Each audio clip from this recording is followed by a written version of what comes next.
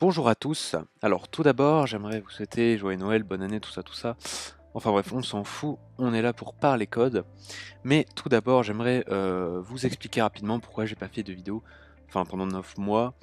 C'est tout simplement parce que j'avais pas beaucoup de temps, parce que j'étais sur beaucoup de projets, notamment un projet de création d'entreprise.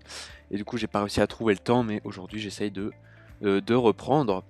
Et justement, merci beaucoup pour tous vos commentaires qui sont très encourageants et qui ont été une grosse motivation aujourd'hui pour reprendre les vidéos. Et en parlant commentaires, n'hésitez pas à me dire ce que vous voulez dans les prochaines vidéos parce que après là, le header responsive, donc qui sera la suite de la série que j'avais commencé, où on avait créé ce header, et ben je ferai le système, je vais vous montrer un petit design d'article pour lister des articles, et ensuite un petit formulaire de contact sympa. Mais après cette série, j'ai pas trop d'idées encore, donc je vous invite à me dire, soit vous voulez des designs plus modernes, on continue vraiment sur du design, ou alors des technologies un peu back-end, du JavaScript, du PHP, tout ce que vous voulez, React, enfin Symfony. Dites-moi vraiment ce que vous avez besoin, et ensuite je m'adapterai et j'essaierai de faire des vidéos qui vous correspondent. Voilà, voilà, on passe à la vidéo. Alors on se retrouve dans l'éditeur de texte de votre choix.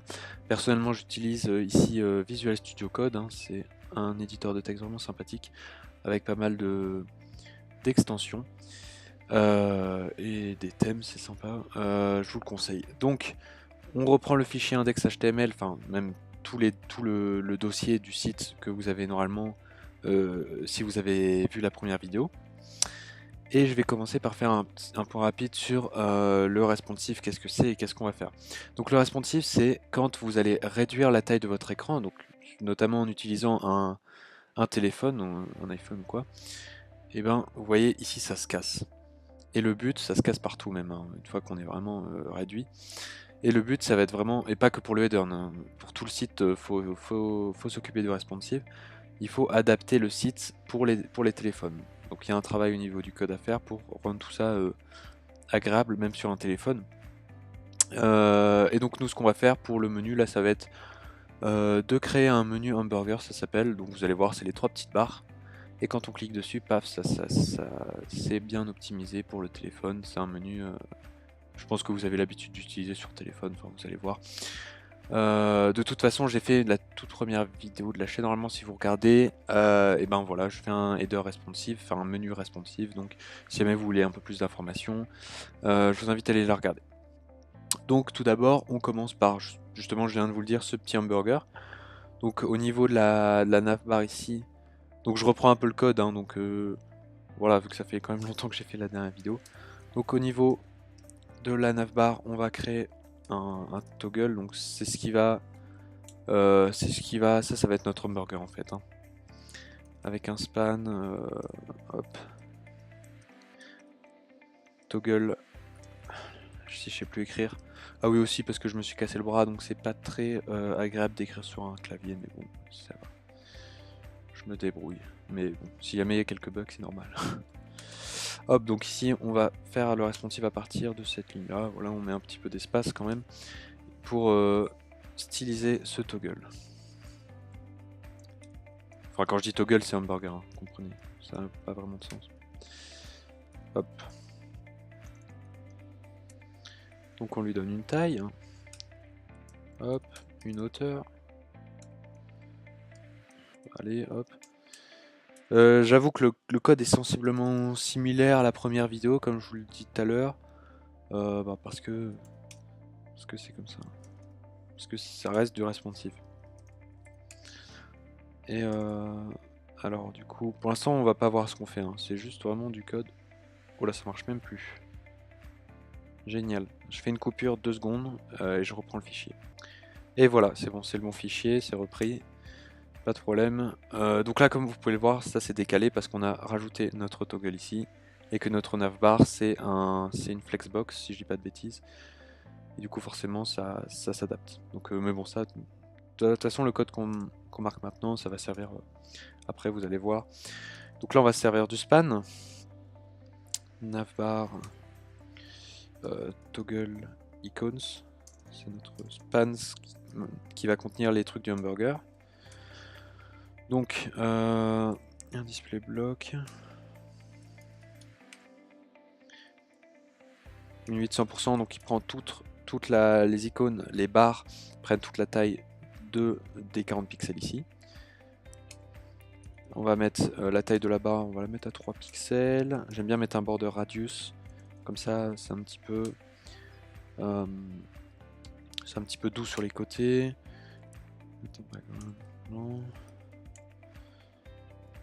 Après tout ce que je marque vous pouvez adapter, si jamais vous voulez mettre une couleur, bah, vous changez le blanc, enfin vous allez voir après ce que ça va donner, mais au niveau du border radius aussi vous n'êtes pas obligé, c'est des petits trucs comme ça.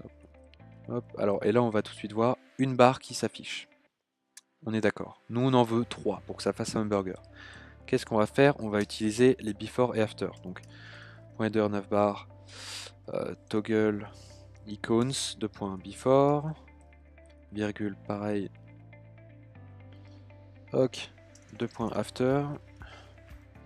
Et là, on a 3 barres sauf qu'elles sont confondues.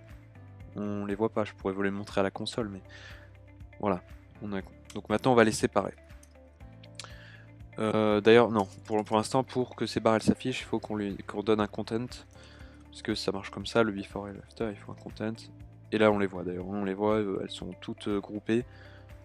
C'est pas très joli encore, on est d'accord. Donc, navbar, toggle icons before. Et donc, lui, on va lui donner un top à 10 pixels. Pareil ici, after. On lui donne un top. Qu'est-ce que j'ai fait mal ici? Attends, là il y a un problème.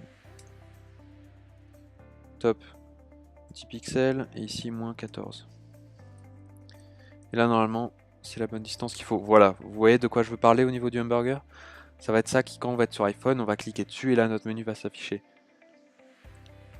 C'est un menu déroulant si vous voulez, en quelque sorte. Voilà. Donc maintenant on a notre truc. Donc comme vous le savez sûrement, on veut un menu responsive, donc on va utiliser les media query. Forcément. Donc on y va, screen, and max width. Donc ça, là on dit pour la taille maximale, en gros de notre écran, à partir de quel moment on va déclarer le responsive entre guillemets. Donc ça on va regarder, alors déjà je vais enlever le toggle, hop, et je vais regarder à quel moment ça casse. En affichant la console parce que, oula non, ça je veux pas le responsive encore. En affichant, parce que comme vous pouvez voir en haut à droite, quand je bouge à cet endroit là, et ben on a la taille de l'écran qui s'affiche. Donc je réduis jusqu'au moment où ça casse. Paf, ça casse ici. Du coup je reviens, j'arrondis, on va dire à partir de 600 pixels. À partir de 600 pixels, ouais, vous voyez, ça paraît pas mal. Et à partir de ce moment-là, des 600 pixels, là on va commencer à mettre le hamburger. Donc au niveau de la max width, donc la largeur maximale, on dit 600 pixels. Voilà. Du coup, donc pour l'instant, donc quand on est là en normal, on display none. Enfin, attends. Quand on est en normal, ouais, on va display none. On va display none. Et je vais aussi lui mettre un curseur. Attends, ça on verra plus tard. Ça on verra plus tard. En attendant, on met un header navbar. Toggle. Donc quand il passe les 600 pixels, là on le remet en flex pour qu'il s'affiche. Et on va lui mettre un Z-index. Oh, allez, j'aime bien mettre des gros Z-index. Bon, c'est pas forcément ce qu'il faut faire, mais c'est pas grave. Comme ça, il s'affichera au-dessus du menu tout à l'heure. On verra ça plus tard. Donc là, regardez, là le hamburger s'affiche pas. Et hop, là il s'affiche quand on passe les 100 pixels. Mais on a toujours le menu, donc pour l'instant, moi je pense que le menu, navbar menu, et bah pour l'instant, on va pas l'afficher, comme ça on va travailler tranquillement. Voilà, et comme ça là, à partir d'ici, oula, qu'est-ce qu'il me fait? À partir des 600 pixels, bah il display, oui, display none. Comme ça, hop, là, voyez, voilà, ça va rendre entre guillemets. Après, on s'occupera de ça pour que ça passe dans le truc et tout ça, mais pour l'instant, au niveau du menu, ça va donner ça au niveau du hamburger, d'accord?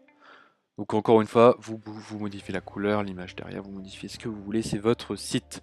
Voilà. Donc, alors... une fois qu'on a fait ça, je pense qu'on va s'occuper rapidement du menu responsive. C'est-à-dire quand on va cliquer sur le hamburger, qu'est-ce que ça va donner au niveau du menu. Donc bah, j'ai déjà commencé ici, display none, donc on va pour l'instant on va le remettre en bloc, pour pouvoir le voir quand même, c'est pratique. Donc on va lui mettre une position absolue. Une width. Là encore, vous pouvez faire un peu ce que vous voulez au niveau du menu. Moi ce que j'aime bien faire dans ces cas-là, le plus simple c'est vraiment d'afficher comme je vais faire. Attendez, je vais vous montrer rapidement. Est-ce que ça va... Hop, top, 0, left 0. C'est d'afficher un truc qui va prendre tout l'écran comme ça, avec le menu au milieu. Vous allez voir, j'ai pas fini là. Ah oui, là on a un problème au niveau de la gauche, au niveau du container.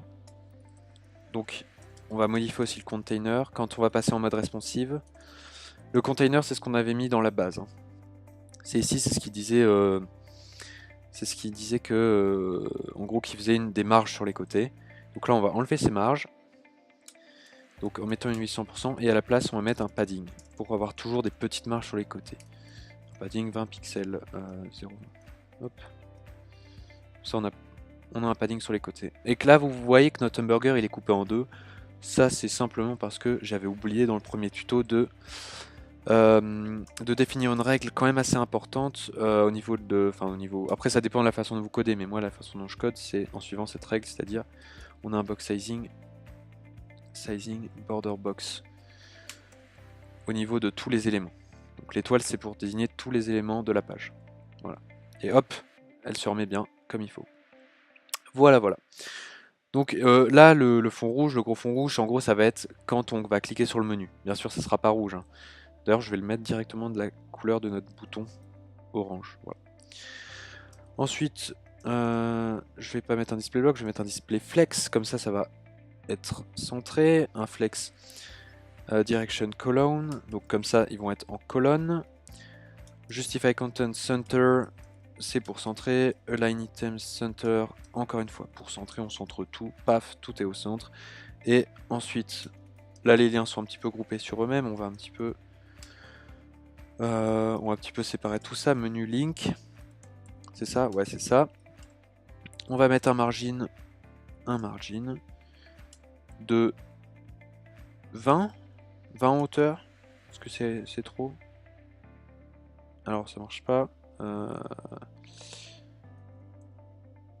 Padding? Non, attendez, est-ce que c'est menu link, c'est bien ça? J'ai un doute. Paf. Paf. Hop.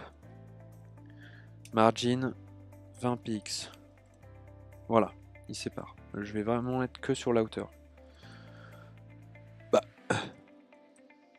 Voilà. Et ben dis donc on a du mal. Et je vais aussi un peu augmenter la taille de la police. 24 pixels. Voilà, c'est bien visible, c'est bien, voilà. En gros, c'est ce que ça va rendre quand vous allez cliquer sur le hamburger, votre menu va donner ça. Et ici, comme vous pouvez voir, on n'arrive pas à cliquer dessus. C'est peut-être un problème au niveau du Z-index. Alors, de mon toggle.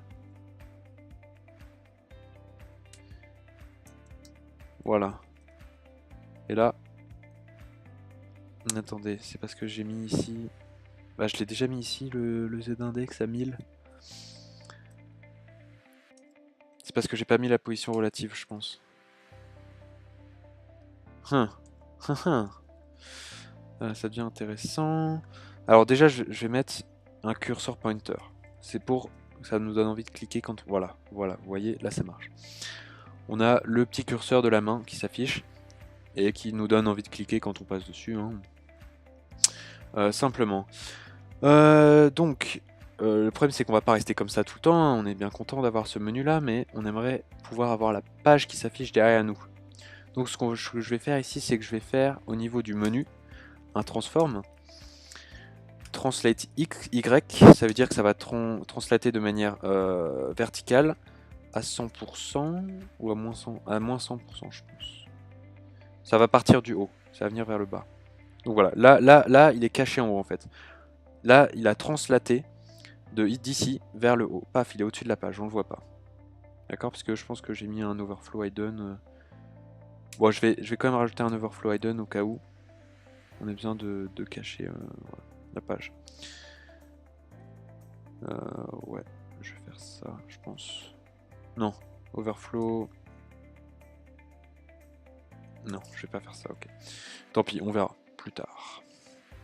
Bref, du coup, on a notre translate ici, mais le truc c'est que quand on clique dessus, il va pouvoir retranslater du haut pour venir s'afficher. Donc déjà, ce qu'on va faire, c'est qu'on va créer un fichier JavaScript, parce que ça se passe surtout au niveau du JavaScript. On va appeler app.js, vous l'appelez comme vous voulez, index.js, menu.js, bref. Et donc ce fichier, on va venir l'enregistrer ici, donc public /js /app.js, comme ça on l'a ici. Mais pour utiliser les fonctions qu'on veut utiliser, il nous faut aussi jQuery. Donc on va aller chercher notre jQuery, on y va, jQuery CDN, moi je prends toujours les CDN, c'est quand même beaucoup plus pratique. Sur le site directement de jQuery. Allez, ça va nous permettre en minifier, hop, on prend le lien. Et ça va nous permettre ici, de mettez bien le lien du jQuery avant celui de votre fichier app.js, sinon ça ne marchera pas. Il faut que app.js, pour que ça marche, il faut que jQuery soit chargé au-dessus, d'accord? Voilà, simplement. Donc c'est bien. Maintenant, on est au niveau du JavaScript, donc on va aller chercher donc le header menu navbar, pardon, toggle, donc c'est ça ici, c'est ce qu'on a mis, donc notre hamburger, on veut un autre hamburger, et quand on va cliquer dessus, donc point clic, ça encore c'est grâce à jQuery qu'on peut faire ça, hein. Et ben on va avoir une fonction, hop, donc déjà prevent default, hop, et ensuite on a donc notre header navbar, donc cette fois la header navbar au total, donc le bloc mère, le bloc qui contient tout ça, on va lui appliquer une classe. On va faire une toggle class. Toggle, ça veut dire en gros quand on va cliquer une fois sur le hamburger, ça va mettre la classe, et quand on va recliquer dessus, ça va l'enlever. Voilà, simplement, et on va lui mettre la classe isOpen. C'est le meilleur nom de classe que j'ai trouvé pour dire que le menu il est ouvert. Et du coup maintenant ici il faut dire que quand le menu il est... Donc attendez, déjà je vais vous montrer, on va regarder si ça marche quand même. C'est la moindre des choses. On inspecte l'élément, on se remet sur du 600 pixels pour avoir le responsive. Hop là. Donc ici on voit header navbar, hein. C'est ça, et quand on clique dessus, paf, is open. Est-ce que vous voyez? Là ça change là. Hop, is open, enfin là il est plus open, là il est open. Là il est plus ouvert, là il est ouvert, d'accord? C'est ça que ça fait la toggle class. C'est ça qui fait notre fichier JavaScript. Et donc on va dire qu'une fois que navbar elle a cette classe, donc .isOpen, et bien notre header navbar menu, notre menu, et ben il va se retranslater hop à 0 et revenir à l'état où il était avant. On va essayer de voir si ça marche. Et voilà. Donc quand on clique, ça s'affiche, quand on reclique, ça s'enlève. On a déjà un bon bout de responsive, on est d'accord, hein. Mais on va faire ça un peu plus joli, on va mettre une petite transition. Donc on met une transition, all 0.3 secondes. Là vous pouvez modifier selon comment vous voulez votre transition au niveau du temps, si vous la voulez plus courte, plus longue, plus douce, vous modifiez ici, bref, easy out. Et hop là, voilà. Moi je trouve ça sympathique. Je trouve ça sympa, ça marche bien pour les...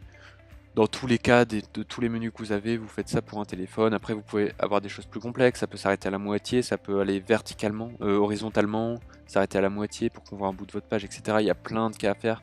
Vous les trouverez sur internet, je pense. Il y a aussi une chose, c'est au niveau du bouton ici, ça peut former une croix par la suite. Une fois que vous cliquez, ça fait une croix, et pas vous recliquez sur la croix et ça redevient un hamburger. Vous pouvez aller voir ma première vidéo pour voir ça. Et dans ma première vidéo, je vous explique comment faire ça, c'est pas très long, c'est pas très dur. mais là on va aller au plus concret pour pouvoir passer sur la suite du site. Voilà, on n'a pas totalement fini encore le responsive parce qu'il nous reste cette grosse phrase là, expérience unique, qu'on va un petit peu changer, on va un petit peu réduire la taille si ça fait beaucoup là. Donc c'est au niveau du slogan, du title, on est sur une font size à 60, on va baisser à 40. 40 pixels, voilà, et voilà. Hop, vous pouvez aussi modifier la taille du bouton si vous le souhaitez. Ouais, il est un peu gros. Mais voilà. Donc, on a notre responsive qui fonctionne cette fois-ci. On a notre menu. Et quand on va passer sur un téléphone, on aura notre menu hamburger et notre menu. On va essayer avec... Ah non, j'ai oublié une chose extrêmement importante. Mais vraiment. C'est-à-dire, je vais vous montrer en direct.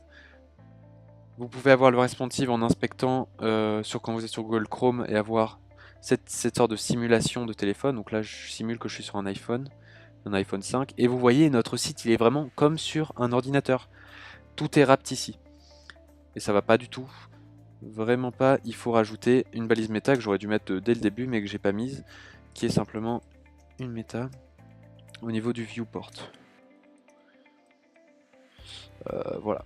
Au niveau du viewport. Et en fait, il faut dire que la taille va s'adapter à la taille du device width.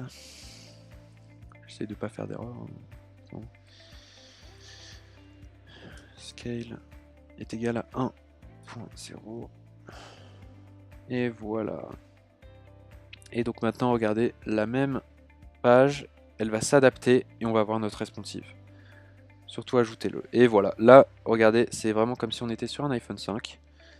Paf, paf, vous pouvez mettre, voilà, Pixel 2, allez, on va essayer, hop, et ça marche de la même façon sur tous les téléphones, même sur un iPad. Bon là, l'iPad est trop grand, du coup, on n'a pas notre responsive, mais c'est pas grave. Une fois qu'on va sur un iPhone X, voilà, hop, on a notre menu. Et voilà. Merci beaucoup d'avoir regardé cette vidéo. On se retrouve pour la suite de la série très bientôt. J'espère sortir d'ici quelques jours la vidéo sur les articles. Et dans le jour qui suit, la vidéo sur le formulaire de contact. N'hésitez pas à aimer la vidéo tout d'abord et à laisser un commentaire pour savoir si, bon, d'abord si vous avez des questions sur le code, des remarques, etc. Même des choses qui pourraient aider les autres ou m'aider moi. N'hésitez pas aussi à mettre des suggestions sur des prochaines vidéos que vous voulez, des choses que vous avez besoin. J'essaierai de m'adapter à vous. Merci beaucoup et à très bientôt.